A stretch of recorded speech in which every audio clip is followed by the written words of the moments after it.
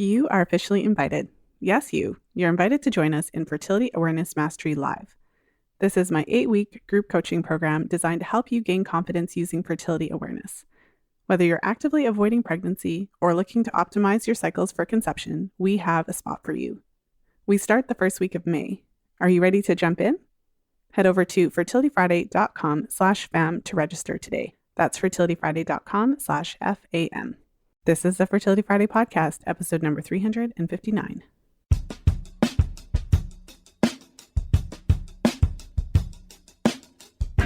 Welcome to the Fertility Friday podcast, your source for information about the fertility awareness method and all things fertility. I'm your host, Lisa Hendrickson-Jack. I'm the author of The Fifth Vital Sign and the Fertility Awareness Mastery Charting Journal. I'm a certified fertility awareness educator and holistic reproductive health practitioner with nearly 20 years of experience teaching women to connect to their fifth vital sign through menstrual cycle charting, balancing hormonal health, and optimizing the menstrual cycle without hormones. I'm outspoken about hormonal birth control and its impact on fertility and overall health because you have the right to know how your body works and how artificial hormones disrupt that natural process.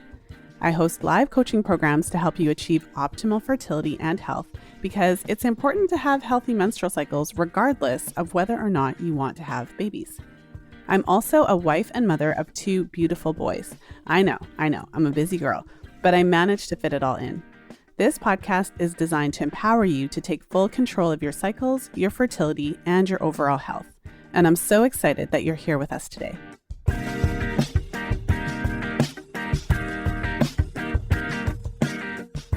Today I'm sharing a brand new episode of my Fertility Awareness Reality Series, and in today's episode I'm sharing my conversation with my client Allison, who is a member of my most recent Fertility Awareness Mastery Live group coaching program, and she is sharing her experience coming off birth control. She recently came off birth control and is just jumping into fertility awareness cycle charting as her primary method of birth control. And so for those of you who are kind of in the same boat or considering coming off birth control or have recently come off birth control, I think this is a good episode to listen to just to really get a sense of what it's like. So without further ado, let's jump into today's episode with Allison.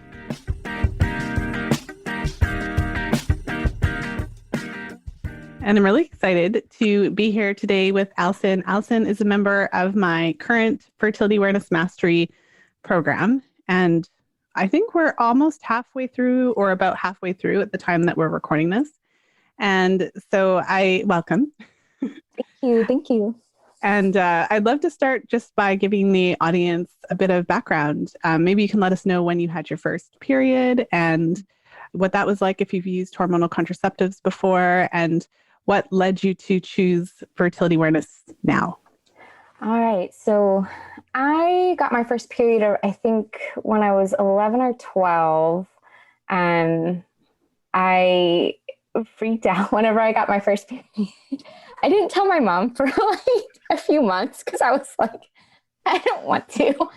And so she found out one day and she was like, what are you doing? And I was like, I don't know. I had my period and they were, I think, pretty fairly normal. I didn't ever really pay attention to it. It was just something that came and I was like, here it is, like another time. I started birth control when I was 18. When I got into college, I was living that college life. So I got on birth control and I was on birth control for only about a year. And then I went off of it. And then I got back on when I was 21. And then I think I got back off of it again. And then when I was 23, I went to study abroad and I was like, I want to know when my period's coming because I never tracked my period. I never tracked like the days or the months. It never occurred to me to do that. And so I was like, I want to be on a schedule so I know when I can prepare for it. And so I got back on it when I was 23 and I've been on it and since then, and now I'm 28. And I got off of it about a little over a month ago now. And I discovered fertility awareness 2 years ago, actually, because I had been thinking about coming off birth control because I had been reading some stuff about just side effects. And I was like, ooh, this is pretty sketchy stuff. But then I started reading other articles about fertility awareness online that were like, it doesn't really work. And I was like, oh, wait, maybe I don't want to do this. And it scared me off of that. And I didn't do the research that I should have. I was in my master's program at the time, so I didn't have like a whole lot of free time. So I didn't do a whole lot of digging, but it always stayed in the back of my mind. And I knew once I got married, I wanted to go off birth control because I was like, I don't want to be on it after that. And I was afraid of getting pregnant before I got married. And so I just didn't do it. And then I found your podcast this year, actually. I found it back in, I want to say like February. And I started listening to it and I was like, oh, she knows what's up. Like she gets it. And it really encouraged me to like, be like, okay, I'm going to make a plan of when I want to go off birth control and I'm going to do it. But why I didn't do it like immediately is like, I was like, I need to read all the books about it. I want to be prepared so I know what's going on. And so I read Taking Charge of Your Fertility, which I liked. It was kind of confusing to me. And then I read your book and I was like, this makes a whole lot more sense. Then I decided to join your mastery class because I was like, if I'm going to do it, I think it'll really help. And I know I had emailed you about it because I was like, I don't know if I should wait a few cycles or if I should go ahead and just do it. And you were like, just do it. And so I did it and I've been off of it for a month and it's been pretty good, I guess. But I will say I'm so glad that I'm in your class because I think if I had just decided to do it on my own, I think I don't know where I would be right now. Well, first of all, thank you for taking us through that. I love how it's just the nature of podcasts and interviews and things like that. But I love how we can get a sense of essentially like a decade or more of your life just in a few minutes. Yeah. But I really appreciate you taking us through that because it really speaks to the fact that not only is there not one birth control option that's going to work for everybody, also at different times of our lives, we need different things. Yeah. And there's certain times of our life where we don't necessarily have the energy to really focus on something like this because it does take a bit of time. I mean, it's an initial investment. So it's not this time commitment forever that's like really excessive. But obviously there is a period where you do have to commit the time to learn it and manage the fear of the unplanned pregnancy kind of question. Yeah. And, you know, it's very frustrating now knowing more where to look for information rather than just like Google. Because Google, I mean, you know, it's not really ever helpful. I mean, it is, but it's not like super helpful and then I didn't know where to look for resources until I found your podcast. Cause then I looked into like the cervical mucus project and the cervix project. And I found a lot of people on Instagram that are more fertility awareness based. And it's like, I wish I would have known about this 2 years ago when I first found out about it. Yeah. It's interesting because Google has changed. So there was a time, in case anyone isn't aware of this, it's a thing. So there was a time when Google was more organically driven, where legitimately the things that people were searching for were the things that came to the top. So this is years ago. So I remember when I was in my 20s, like, 10 plus years ago. But yeah, like back in that time, you would search and it would organically come up. And I'm not sure if people are aware of this, but there are a lot of accounts now that are shadow banned. And what that means is that there's a lot of people in the kind of natural health industry who no longer get traffic from Google. So if you search a generic term, I won't go into all of it, but if you search certain generic terms, there was a time when you would actually get what you were looking for. And that has changed. So it is more challenging to kind of organically find this information. I find that with certain individuals, certain accounts, you actually have to put their name in as well as a search term. And then if you didn't know their name, you would never necessarily organically find them in that way. Yeah. I found other search engines. I think one is like DuckDuckGo or something like that. I mean, there's still a challenge because most of the other search engines still pull from Google, but I know this is not really related, but it's something that I see as problematic because legitimately it's not the same as it was before. So if you're happily Googling and not realizing that you're really not seeing a lot of results, then now you know. Yeah, exactly. But back to your story. I mean, I think what I can imagine for all the women listening is that they really resonate with all of those kind of decisions that we have to make. Like if you're studying abroad, if you're going to university, if you're doing your master's program, like all these different things that happen in your life. Meanwhile, you're juggling your relationships and all of these kind of uncertain things. And so, yes, but switching to fertility awareness then can be a bit of a challenge. But in your case, it sounded like your periods, like you weren't on the pill for period issues. And did you have any concerns? I mean, you said that you kind of were hoping not to be on it, but it doesn't sound like you had a lot of really negative side effects or anything. No, I will say the only side effect I had on the pill was when I was 21, I got put on low estrogen, and I was so angry for about 6 months of my life. Like, and I did not know why. It didn't like correlate in my head that it was like a side effect, but like I would be so irrationally angry at people for no reason. Like they would be like, good morning, and be like, go die. Why?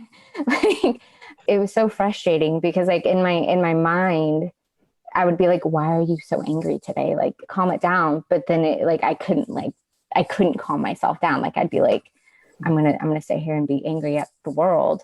And so then when I got off of it, I also gained a little bit of weight when I was on it, and I'd never had weight problems. And so then when I got off of it, I dropped the few pounds that I had gained, but I was like happy again. Like it was wild. And then I looked into it, and I looked into the side effects of it, and it was like, oh yeah, like you can be, it was like one of the not like irrational anger, but it was, like a lot of the women that had like commented on, like, it was like, this made me really, really moody and really angry. Like, and I was like, that's it. But yeah, no, I never had any issues on the pill. I never had any like period related problems. I think the only time I can remember having like a really super heavy period was when I was in middle school, and I cramped so bad, and like I was having such a heavy period. Like I think I stayed in bed all weekend, and that I think was my very worst period I've ever had. Like it was miserable. But after that, it's been pretty easy. I don't have cramps. It's like maybe like a passing like whisper of like something's happening, but it's not like on like a scale of like 1 to 10, it's like a 0, maybe 0.5. It's not terrible. So I've been pretty lucky with that. It's just, I think I have longer cycles. And so I didn't get my period like every month. It would kind of be like maybe every other month. And I didn't understand like why.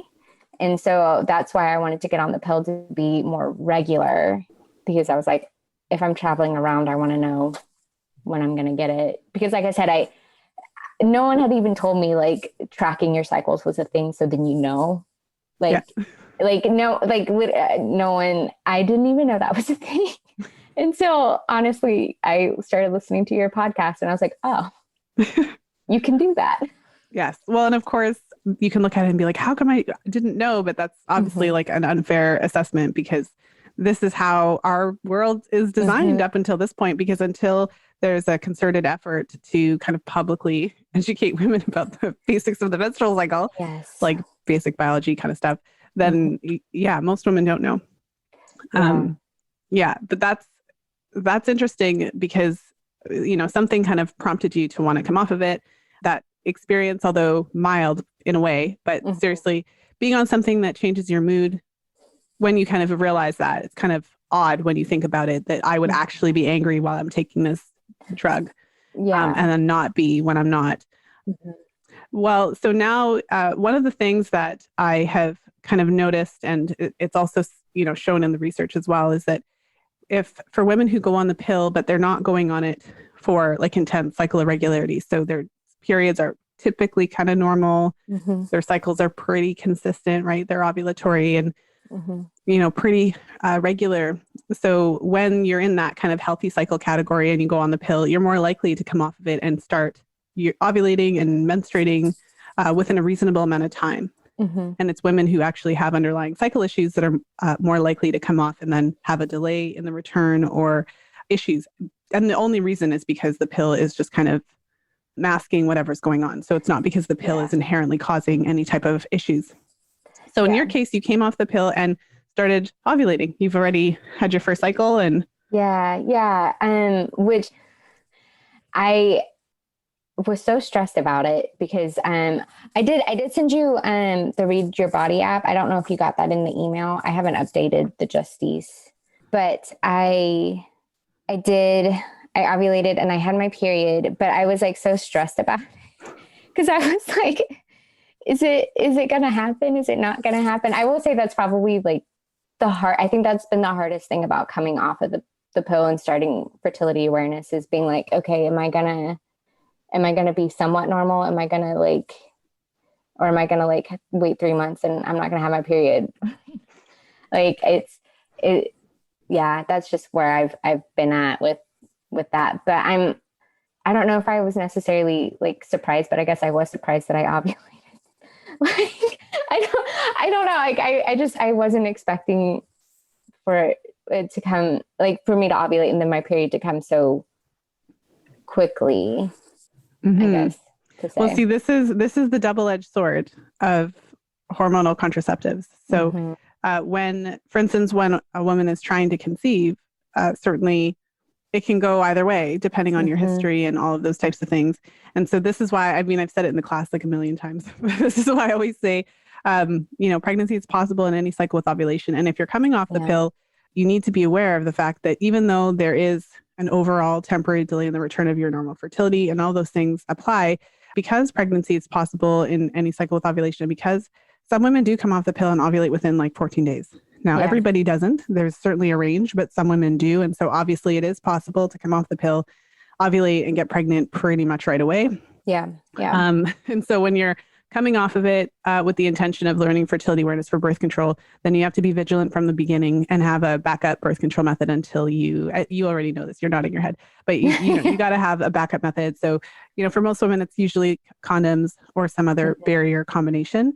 Some women actually will have a period of time where they don't have sex. So I've certainly had clients who will come off in like the first month or two, they're just like, nope, he's not touching me.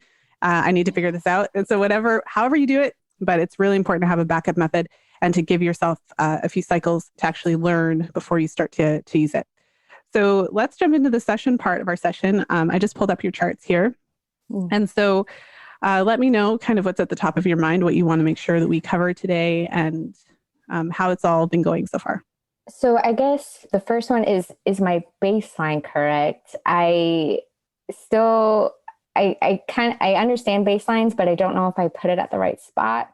And then my second question was, since coming off of my period, I still have kind of had higher temperatures than like what I was having before. They're still in the 97 range, but I don't know, but they're just a little bit higher. Like I think I had a 97.9 this morning, which I thought was kind of high, but I don't know if that's due to stress or if that's like normal to have a little bit higher whenever you come off. All right. Well, let's start with the baseline question. So the baseline is just the word for the line that you draw in between your pre-ovulatory lower temperatures and the post-ovulatory higher temperatures for the listeners. And so it looks to me like you drew it correctly because in order to confirm the thermal shift, we're looking for 3 temperatures in a row that are higher than the previous 6. And so that's exactly what you did. So on day 19, 20, and 21, we have the 3 temperatures in a row that are higher than the previous 6. And so you drew the line, it's like a little bit above 97.8, and that's where I would draw it. So, yeah. And your temperatures look good. We talked about this yesterday in the class because we had a couple ladies that had temperatures that were a little bit in the lower range. And actually, this is what the temperatures are supposed to look like in a healthy cycle, in the sense that generally speaking, ideally, we want those temperatures to be above about 97.4. So kind of having that range be the lowest that your temperatures hit. So I know a lot of women are listening who are like, my temperatures are lower than that, but it's just important to know. So the basal body temperatures measure the metabolism. And so in that respect, that looks good. Your other question about the higher temperatures. So one of the things that's interesting when you start charting your temperatures is that during your period, the temperatures are often erratic, higher, lower. And it kind of makes sense if you think about it, because then during your period, everything's normalizing. So in the second half of the cycle, you have your progesterone that's high, and then it starts to reduce, drop down. You still have fairly significant estrogen levels in the post-ovulatory phase. And so it's pretty normal. And now that I've said this to you, when I pull up charts in the group, you'll probably like take a peek and notice that usually the period temps are kind of erratic. So what you can do, there's two ways you can handle it. Most of my clients just continue to chart the temperatures during the period because you don't want to get out of the habit. It's kind of easier. But of course, you also have the option to just not. And then when your period is done, you can start taking your temperatures again. Okay. Also, I had a question about my cervical position. I've only done it 3 times, but so, I mean, I'm still very much learning cervical positions. One of the questions I had was on the day before I started my period, it did feel hard, but it also felt really high. And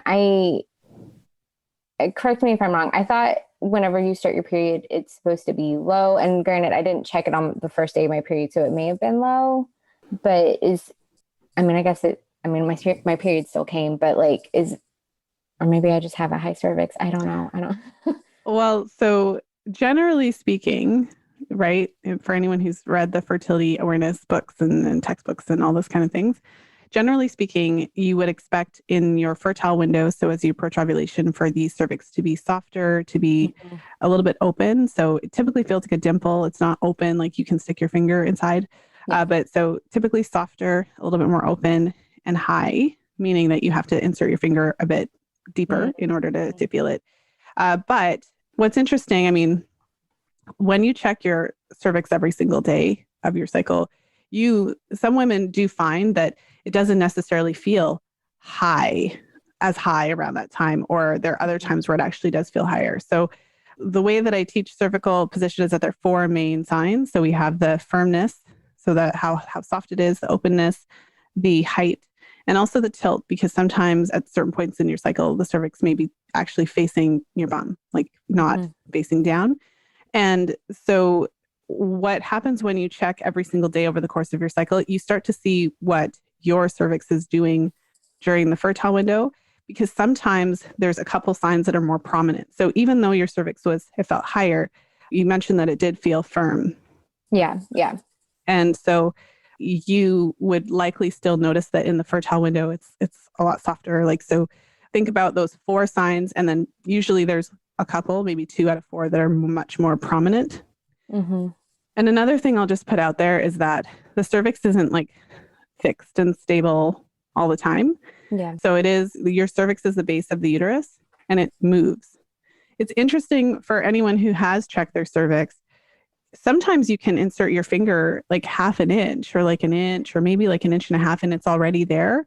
Now, if you've ever had sex with a man, chances are his penis wasn't an inch, right? I'm just being bold. I'm just saying it. So what that means is that during sex, when you're aroused, the vagina actually lengthens, the cervix moves out of the way. So the cervix actually can move around. And it's very possible that if you check, and this is why I don't recommend checking multiple times a day. So it's very possible if you check 3 or 4 times in the day, if you check after a workout, after sex, that the cervix would actually be higher and lower. So I guess what I'm saying is it may not have the significance you think. Okay. Yeah, I checked it the day before my period, and I thought it felt high. I mean, like I said, who knows at this point where it is, but I started freaking out because I was like, I'm not going to get my period because it's not low. It's up. I mean, it feels like it was up there. So, but then my period did come. So here we are. So, well, I would say, I mean, once you've checked the cervix every day, you may be able to identify some of those shifts by paying attention to the cervix. I think one of the most reliable signs, I suppose, that your period is likely coming is the temperature drop. So it's not something that necessarily every single woman is going to have in the same way, but the vast majority of women who track their temperatures and the vast majority of charts that I see, when you ovulate, of course, your temperature rises and it stays high.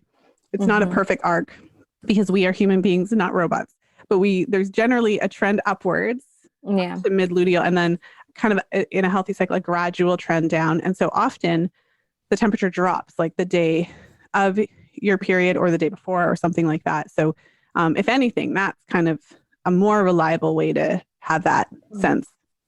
Okay. That makes sense. Yeah. Well, and so the good thing is that you started checking your cervix. And so I would encourage you, of course, to check every day. Obviously, like if you miss a day, there's no one putting an X on anything. But I would encourage you to check every day, because that once you do the full cycle, then it actually makes a lot more sense. Yeah. I want to. I like have to like mentally like build myself up to do it. And I don't know why. I just, I never did it before, and learning more about myself. Yes. It's a little, if you think about it objectively, it's a little strange. Outside of the context of fertility awareness, if you were to like, you're out for cocktails or something and it's like, yeah, I check my cervix every day. It's like, doesn't really roll off the tongue. And so it's an optional sign. There's no pressure. Plenty of women chart without checking their cervix. I find that many women are interested in doing it. Yeah. And if you are, you don't have to check it every day for the rest of your life. If you are interested in learning and how to interpret the cervix, then checking it daily for like 1 or 2 full cycles, you kind of get it under your belt and you kind of start to feel the difference. And then if you ever have a cycle where the mucus is a little bit strange, or you've got like a yeast thing happening and it's a little harder to discern, then at least you have that additional sign that you can kind of rely on if you've kind of figured it out. Yeah. It's definitely something I want to do. I had my annual exam last week, actually. So when my doctor was up there, I was like, would it be weird if I asked her what it looked like? I didn't do it, but I was like, really tempted. I know. I was even bring tempted. A hand mirror and say, you know what? Can you, like, when you're checking, can you show it to me? And if the doctor's never done that before, they'd kind of be like, oh, you want to see it? But if they're open enough, why not? It's your it is my cervix. Like, I can look at it if I want to. It's true. I know. I was like, I was very curious. I almost did. I was almost like, what do you think it looks like up there? Next time.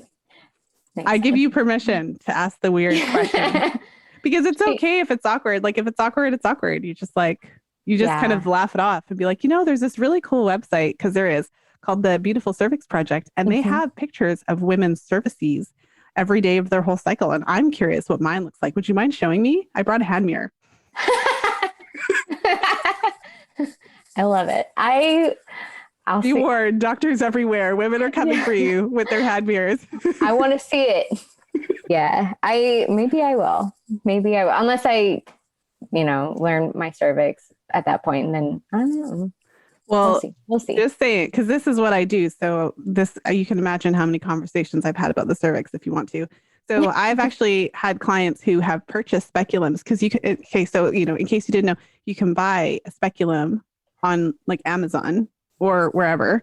And then you can check your own cervix. And actually, of course I do. I have a friend who does cervix portrait parties. How many people can say that? But I have a friend, she's a fellow fertility awareness educator, and she does this in her living room, and it's a thing. I love that. That's great. I probably, as much as I'm comfortable talking about these things, to be completely honest, I wouldn't be comfortable like opening, like, you know what I mean? Like I would be comfortable doing it like in my own bedroom. Right. And I would share the picture if anyone wanted to see, like in that private setting. But just to put it out there, just to kind of normalize it, because this is, I know this is an odd conversation, but it's not odd on this podcast. No. And I don't think I'd ever be bold enough, not bold, but brave enough to do that. I am, or even really I think I can feel it for myself. I don't know if I could buy a speculum and check that, because I'm just saying, because you were kind of like, I was feeling a little nervous asking my doctor. So I'm giving you like the total, like, this is how far we could take this. So asking your doctor is actually not that big of a deal from this perspective. I like to think that maybe I wouldn't be the first person that would ask that. I tell myself that whenever I go into... You probably would be, though. She was very nice when I told her I was on FAMM, that I when I decided to go off birth control, and now I'm just doing fertility awareness. She didn't say anything. So I'm taking that as a win. She was just like, okay. So, for some reason, this is making me think of something that you said at the very beginning of the podcast that I wanted to ask you.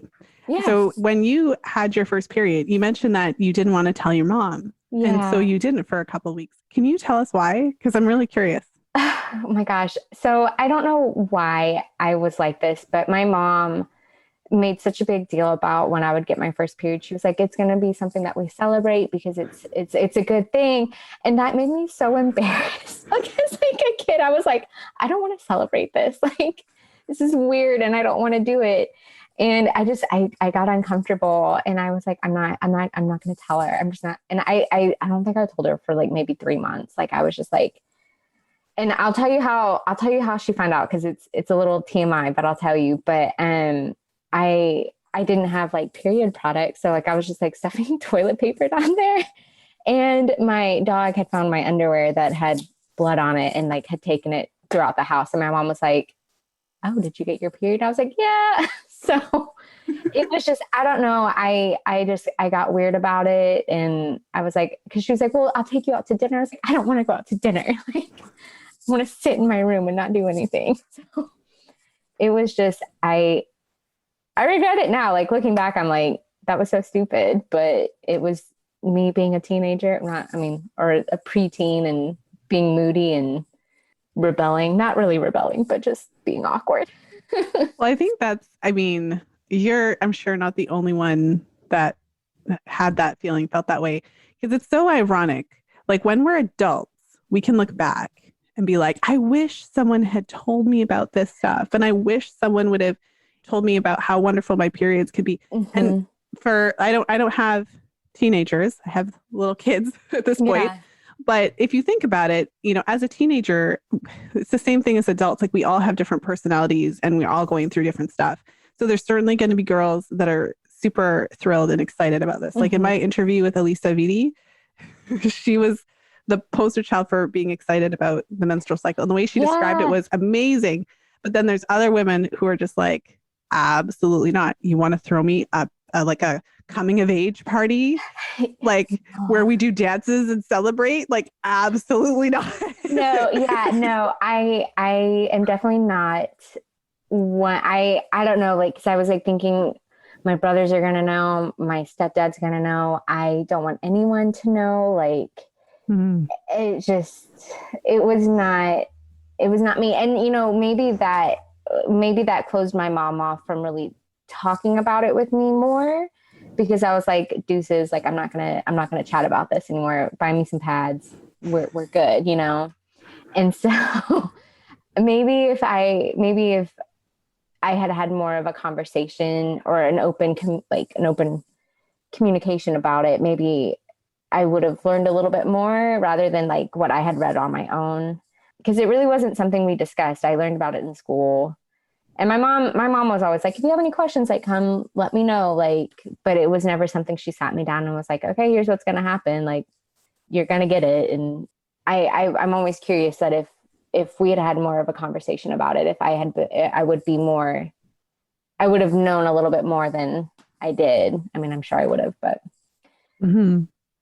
it's okay. Yeah. Well, it's so interesting because, I've talked on the podcast a few times, I'm sure, about the just how you could approach this with, teenagers, because I'm hearing from so many women who wish they would have learned about this when they were younger. And then if they hadn't, any daughters, nieces, family friends that are female and young are going to get an earful. And so I think that this kind of just speaks to taking a bit of care about how we talk about it, recognizing that teenagers are teenagers, meaning immature and often very self-conscious and body conscious and totally in our own worlds at that time. And kind of thinking that things really matter. Like your dad is really going to look at you different. Like, and there could be some truth to it because we don't know the relationships people have with their parents and their families and their brothers and their cousins and all that kind of stuff. So I'm not going to say that any woman who says that kind of stuff is wrong, but I think that that's kind of nice. Because even myself, I think to myself, like, oh, this would be amazing. And blah, blah, blah. And you might end up with a daughter who's like, I don't want to talk about it.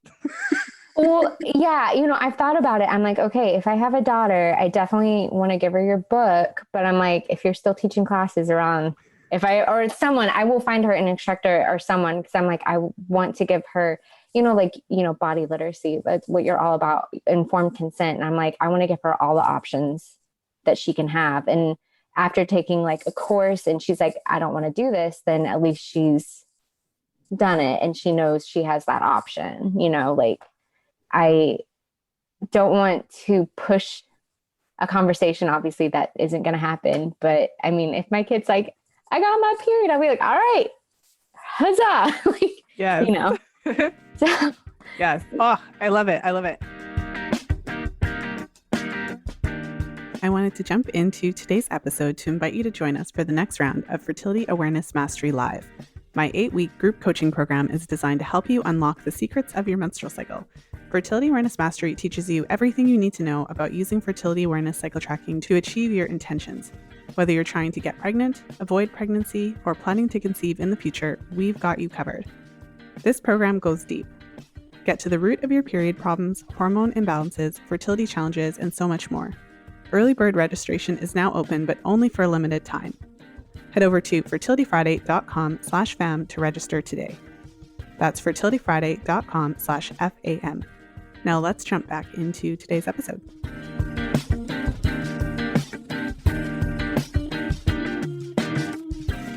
And I've had women take the class in that exact situation where they're young and their parents, and they, I've also had parents approach me and like, I want to put my kid in this class. And it's like, well, your kid has to actually want to do it. So it's kind of like what you said, you want to be able to present the information, but you can take a horse to water, but you can't drink. It's kind of the same thing.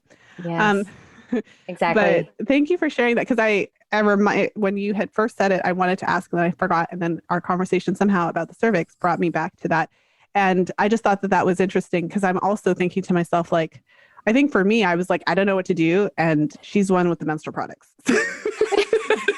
So I got to go to her. So I was thinking like how interesting that would have been to try to manage it on your own. Yeah.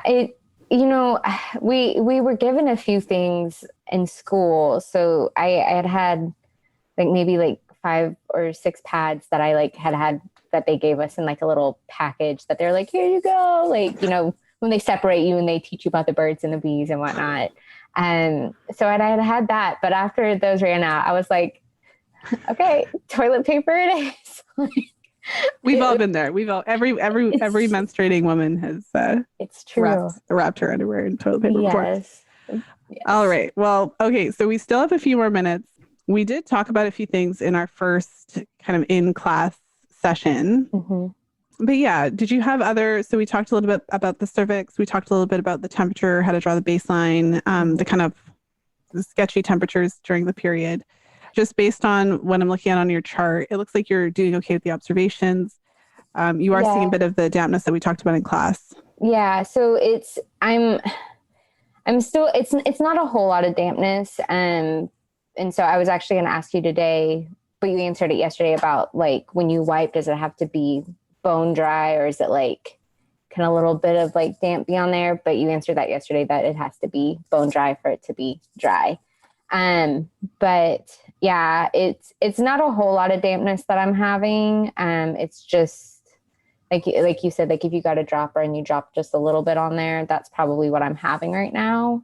So, and then whenever I got closer to my period, I was having more of the shiny observation. So hopefully I got back on a higher dose of the folate because for anybody who's listening, I have the MTHFR gene mutation, and so got on that. So, and I think what you said about how being on birth control, I do think it definitely depleted a lot of nutrients because I told you I had started seeing an ND, I think back in July, and she recommended a lot of supplements for me to start taking. So I started taking those in August and didn't really see much improvement until probably 2 weeks ago. And I've actually been feeling a lot more energy and just feeling a lot better about my life. And so I do think it's helping. So hopefully we'll see some improvement with the cycle with the dampness, and it'll dry up. Well, I think we talked about this a little bit in one of our hot seat sessions, because we were talking about how you were managing the MTHFR and how you were taking certain supplements, but being that you came off of, so we're recording this at the beginning of November. It won't come out at the beginning of November, but that's when we're recording this. And so you came off birth control in September. And so it sounds as though you started to see some of the results and start feeling better in October. And that would make sense because what's interesting, so in my interview with Ross Pelton, I'll link that. It's an older one. I don't know the number offhand. So he is a pharmacist and he wrote a book. I'll have to put the name of the book in the show notes page. But essentially, he did a ton of research, because he's a pharmacist, on the different interactions that drugs, in general, his research was in the different interactions that drugs have with nutrient absorption and metabolism. And so that led him to really research the pill. And so it's interesting because out of that interview and out of his book certainly comes an acknowledgement that, there's enough research that we can confidently say that the pill disrupts nutrient metabolism, tons of them, particularly B vitamins, zinc, magnesium, selenium, CoQ10, the list does go on, and it is significant.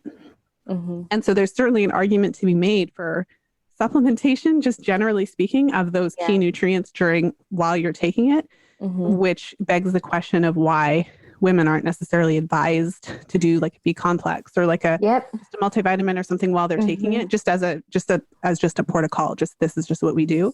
Yes. But then what's interesting is that even if you do take a supplement during it, it certainly helps. But everything doesn't completely go back to normal in terms of your nutrient metabolism until you actually come off. So it's like patching it up, which is certainly better than letting it go, but it's not the same. So anyways, so that to me is interesting that now you're starting to see those results. So we'll keep paying attention to your cycles. For anyone who isn't familiar, I've done a number of podcast episodes, and this topic comes up in every class that I do.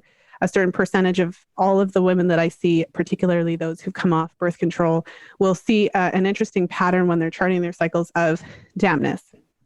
So I teach all of my clients to wipe externally when they're checking for mucus. And so when you're doing that, sometimes you'll actually notice like a damp spot on the toilet paper, and it's not pee because you're checking before you pee.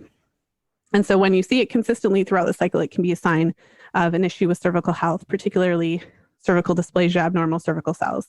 So that is that's what we're talking about. Yeah. And when we see a pattern like that, we can actually support the cervix through a number of things, including folate. And what happens is over the course of a few cycles, then it actually does gradually improve, eventually go away, and then cervical mucus production in general improves. And certainly that's very helpful, because if cervical dysplasia or abnormal cells are not dealt with and they don't just kind of resolve on their own, which I think they often do, but if it doesn't, then it does put you at a greater risk of having to need a cervical surgery, conization, LEEP procedure, those types of things. So that's just for the listeners who are kind of like, what the heck are they talking about?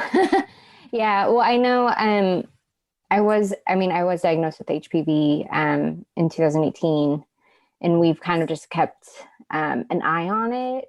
I did my 6-month checkup that I had in February did come, and nothing came of it. They said everything looked fine. Still waiting on hearing back from this last one. So hopefully everything's fine, but I guess we'll find out. One other thing I'll say about that is that when I was researching for the Fifth Vital Sign, I have a whole section about this. There's a lot of research that shows the connection between long-term pill use and folate deficiency. And it's a really interesting area to research, because there are also a lot of short-term studies. So studies that are done over a 3-month period where they'll allow the participants to take folate supplements, and then they'll come out on the other side and conclude that there's no relationship because if you do a short-term study and allow the participants to take folate, like a 3-month study, then certainly you can come up with the result that it doesn't make much of a difference. Yeah. But most women don't take the pill for 3 months. Most women are on hormonal contraceptives for, even if they switch brands, for, several years. So maybe like 1 to 10 years, maybe 15 years, 20 years. Yeah. And so when you look at the actual long-term studies, there's a clear connection. And there's also a clear connection in the literature with depleted folate and how that increases the risk, not of getting HPV, because I know a lot of people are like, it's a virus. Like, what do you mean? What do you mean it's related to the pill? Well, what I mean is that when you are not depleted in folate, when you're not on contraceptives, HPV is kind of like the flu. And so our immune system just kind of fights it off. So it just increases that. So that kind of link, I'm not sure if your doctor had mentioned that, but a lot of women are on the pill. And while they're on it for many years, then they kind of develop these issues. But I don't know that it's brought to their attention regularly that it could be linked. Yeah. And especially being MTHFR, and you can't already process folic acid. So you can take all the vitamins with the folic acid, and it actually just makes things worse. It doesn't help. Yeah, because my doctor actually suggested, so whenever I started Deplin, she actually suggested me to get on a prenatal that had folic acid in it, because she was like, it'll be fine. And also in conjunction with prescribing me Deplin, which was a folate. But now I'm kind of like, I feel like it just canceled itself out. I mean, not the folic acid, but like my birth control and the folate probably canceled itself out. And then also the fact that I kept eating folic acid because she didn't tell me to like watch what I was eating. Yeah. I mean, it's unfortunate that the MTHFR, there's tons of research. There's all kinds of information. It's very clear that folic acid does not appear in nature. And folic acid is inexpensive. And so that's why the supplement companies opt to put folic acid in their vitamins. However, given the sheer number of people on Earth who are either homozygous or heterozygous, so either you have this gene mutation from both your mom and dad, or you just have it from one parent, a lot of people can't process folic acid efficiently, and their ability to methylate is at least somewhat hindered. So that in of itself is an argument to take folic acid out of everything, out of the fortification, out of the vitamins, and only have the active version, the methylated folate. But of course, well, to put it into perspective, there are plenty of research studies that say that on average, it takes 20 years for research to find its way into medical practice. So there's that. Yeah, it's very frustrating, but I'm very grateful for people like you and other people who are just doing the good work for people like us. Well, it's unfortunate, but I think that there is some empowerment in that message, because it's harder, but we have to be the ones to advocate for ourselves, and we have to be the ones to find the answers. And this is why I think that menstrual cycle charting is basically the gateway into trusting your body, trusting your intuition, and really paying attention to what's actually happening. I mean, I can talk till I'm blue in the face. I could sit here and be like, folic acid is the greatest thing ever and blah, blah, blah. But if you actually take it and your body does not respond, the actual experience of that trumps everything anybody says. Yes. And so this is what we have to learn, to trust our own intuition, our own experience over what people say. Yes, I definitely agree with that, because it's really, since coming off of birth control, I know I didn't mention this before, but I mean, I had some pre-period symptoms, I guess, I don't know, you could say that I hadn't had in like 5-6 years. And I was like, I know something's going on with my body, but I'm not sure what.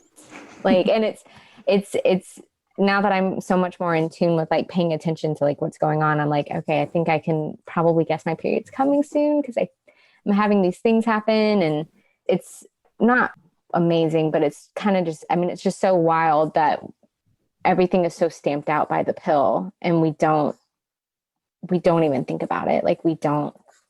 It's just like, my doctor said it's fine, it's all good, but it's like, Well, it's like tied up with the biggest myth. The biggest myth about the pill is that it regulates the menstrual cycle and that it helps everything to be normal. Because, it was what you were saying. I wanted a predictable pattern and things like that. But what it does is so an analogy that I used recently is like if you had, well, I don't think the analogy works for you. So I'll just stop. But basically what it does is it just shuts down the whole thing and then gives you a regular bleed, leaving women thinking they're getting their period when they're not. So it's all bad.